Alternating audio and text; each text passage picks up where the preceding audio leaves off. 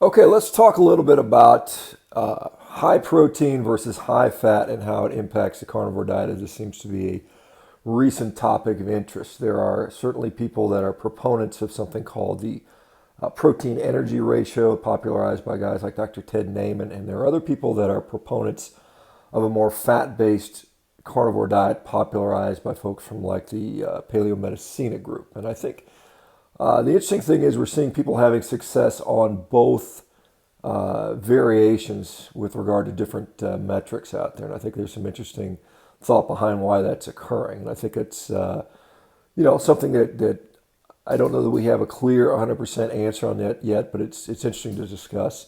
Now, I think the first thing to point out is I think by just going on a carnivore diet in general, I mean, you're getting rid of all this awful food from the diet, whether it's junk food, refined, ultra processed products that are just clearly bad for us. And I think that's just a huge win for everybody. And then people will talk about, perhaps eliminating some of the plants and some of the compounds that people are sensitive to, or perhaps some of the anti-nutrients.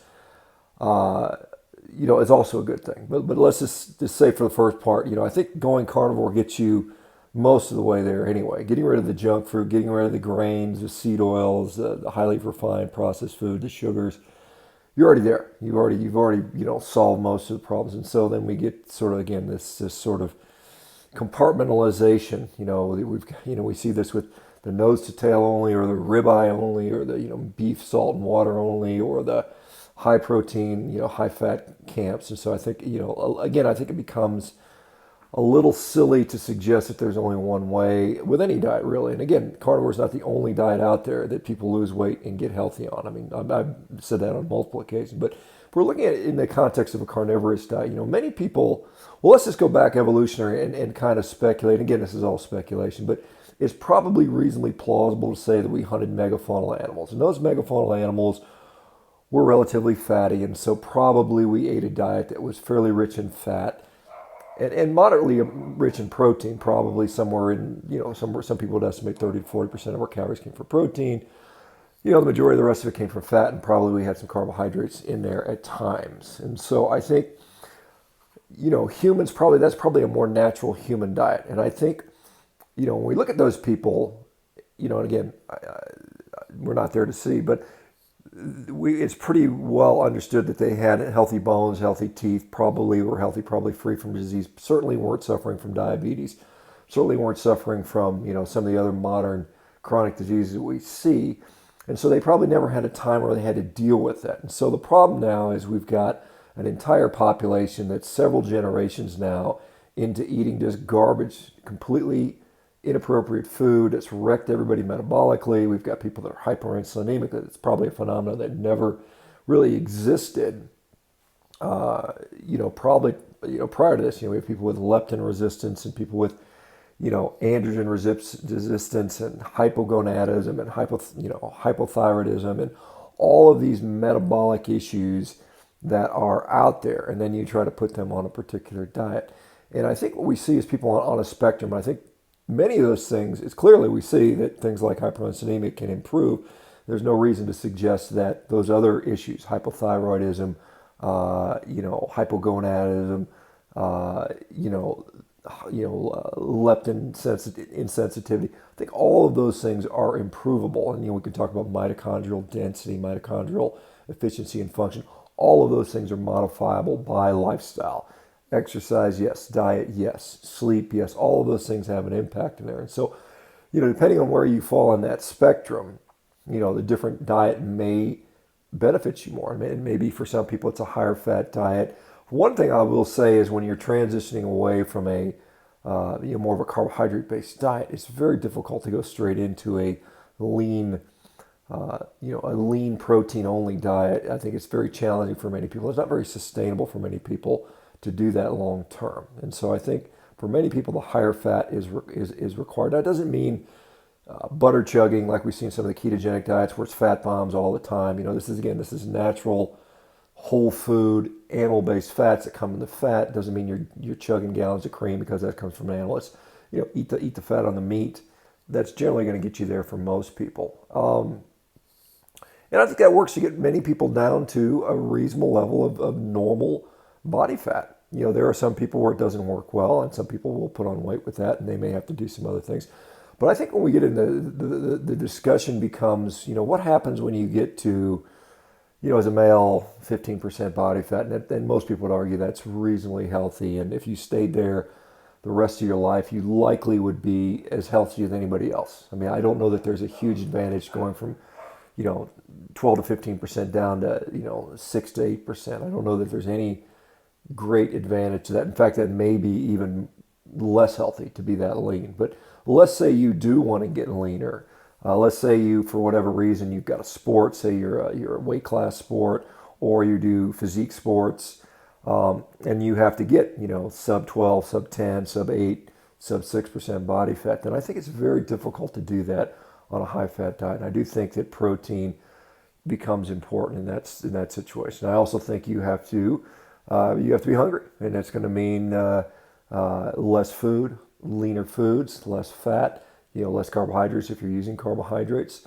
And I think that's pretty clear. I mean, you can talk to, any bodybuilder or any physique athlete will tell you that is how almost all of them do it. No one is in there getting ripped at, eating 80% body fat or chugging fat in a huge caloric excess. I mean, it just doesn't, it doesn't work. Now, you might be able to get leaner and lose weight while eating a higher fat diet, but I don't think you're going to be able to maintain that while, eating copious amounts of that stuff. That is to say, calories do come into play, particularly when we get at the really low lean levels of body fat. Now, again, for most of us, day to day, eating a species appropriate diet, appetite regulates pretty well. We probably have some degree of,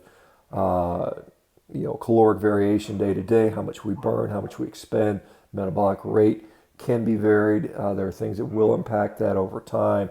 Diet is one of those things. And so I do think we see the phenomenon. Some people will say, oh, I ate more and I lost weight. I do think that actually happens for some people, but I think that has to do with, adjustments in some of these things. Now, over the long haul, over the years and years and years, there's a point where that sort of equilibrates. You may equilibrate to a new level of efficiency, and then you've got to, then you can add more calories in to gain weight or take calories off to lose weight. But I think, again, when people are in flux, the rules sort of change a little bit. When somebody's at a steady state, say you've been, like for me, I mean, I'll point to, pictures. Here's me when I was leaner earlier this year. I mean, I've been sitting at 240, 245 for 6 years.